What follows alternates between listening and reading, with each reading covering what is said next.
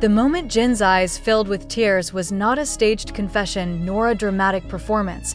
It was a visceral reaction to a single piece of news that instantly reframed everything fans thought they understood. Jungkook had been transferred to the Special Forces. And the emotional weight of that revelation raised questions far deeper than military protocol. What exactly pushed Jin to the breaking point?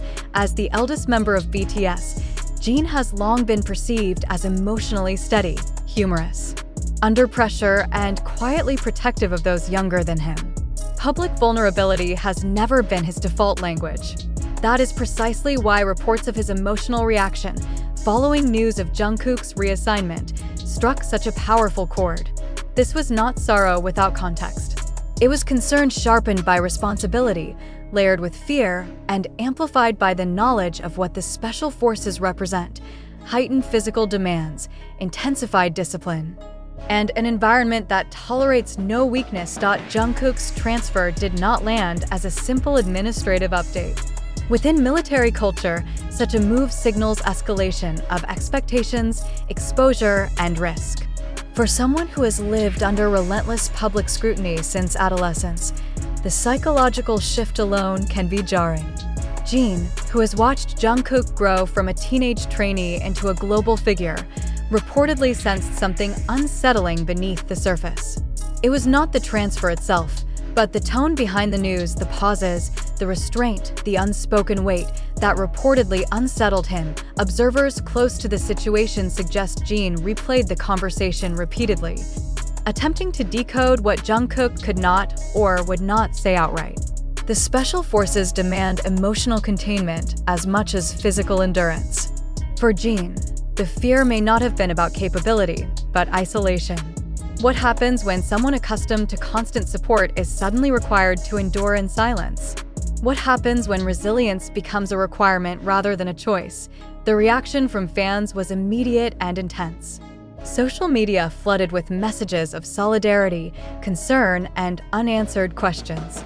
Yet beyond the emotional wave lies a more complex discussion. Why does this moment feel different? The answer may lie in what Jin's tears symbolize. They point to a fracture between public narratives of strength and private realities of strain. They challenge the assumption that honor and hardship are interchangeable.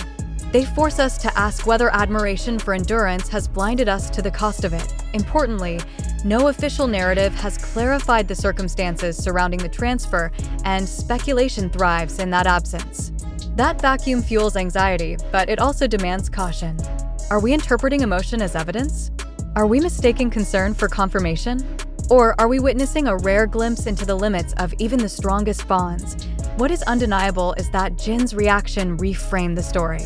It shifted attention from achievement to accountability, from prestige to protection. It reminded audiences that military milestones are not abstract symbols. They are lived experiences with consequences that ripple outward to families, teammates, and communities. As Jungkook adapts to this new chapter, the questions persist. Was the transfer purely procedural or responsive to unseen pressures? Did Jin's tears reflect fear for physical safety, emotional well-being, or something more systemic? And perhaps most crucially, why did this moment, out of all possible moments, break through Jin's composure? This story is not about weakness. It is about care. It is about the cost of responsibility when love intersects with risk. And it is about the quiet truth that even those who lead with strength are allowed to grieve the uncertainty of those they protect. In the end, Jin's tears did not offer answers, but they demanded that we ask better questions. Yet, as the emotional narrative continues to circulate, a more uncomfortable question demands attention. Are we witnessing an authentic, unscripted human response? Or are we consuming a carefully amplified story shaped by the mechanics of modern media? When Jin's tears are replayed, quoted, and reframed across platforms, do they remain evidence of genuine concern, or do they become symbols repurposed to feed an endless cycle of clicks, speculation, and emotional engagement? It is worth pausing here and asking ourselves why this story feels so persuasive. Is it because the emotional logic seems plausible, or because repetition across TikTok clips, YouTube commentaries, Twitter threads, and fan-made analyses creates an illusion of certainty? When thousands of voices repeat the same interpretation, does consensus equal truth, or does it simply reflect the power of collective storytelling? And how often do we mistake emotional resonance for factual confirmation? The narrative surrounding Jungkook's transfer and Jin's reaction thrives on gaps in official statements, gaps in verified timelines, gaps in first-hand testimony. These gaps invite interpretation, but they also invite exaggeration.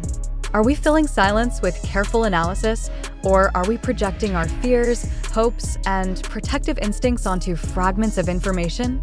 At what point does empathy quietly transform into assumption? Consider how quickly emotional language escalates online. A moment becomes a sign. A pause becomes a signal. A tear becomes a confession. But is this escalation grounded in evidence or in the algorithms that reward intensity over accuracy? When content creators frame uncertainty as revelation, are they informing audiences or exploiting ambiguity for reach?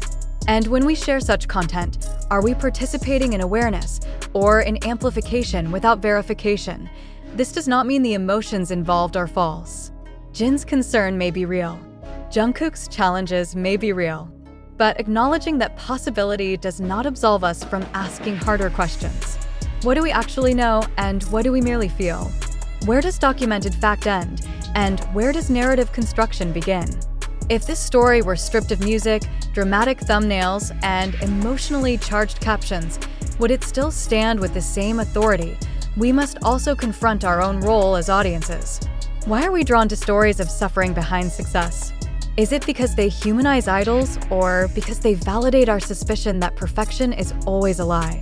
When we say we want the truth, do we genuinely want complexity and uncertainty, or do we want a storyline that confirms what we already believe about pressure, institutions, and fame? Importantly, much of the information shaping public opinion originates from secondary and tertiary sources, reaction videos, translated snippets, anonymous accounts, and speculative commentary. These sources are not inherently malicious, but they are not inherently reliable either. How often do we check original context? How often do we ask whether a quote has been paraphrased, dramatized, or removed from its original intent? And how often do we slow down before deciding what and whom to believe? There is also a provocative question that remains largely unspoken. If this story were not attached to globally recognized names, would it receive the same emotional investment? Are we responding to the situation itself, or to the symbolic weight of BTS as cultural figures?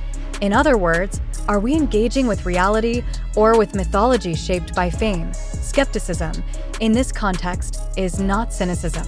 It is responsibility. To think critically is not to dismiss pain, but to respect it enough not to distort it. To ask whether a narrative could be exaggerated is not to deny its core, but to protect ourselves from manipulation, intentional or otherwise. Emotional stories deserve careful handling, not instantaneous conclusions. As viewers and readers, we are left with choices. Do we consume passively, or do we interrogate what we are shown? Do we allow virality to replace verification? Or do we accept that some truths remain unresolved, and that uncertainty is not an enemy, but a signal to proceed with care? So we invite you to reflect honestly on your own reaction.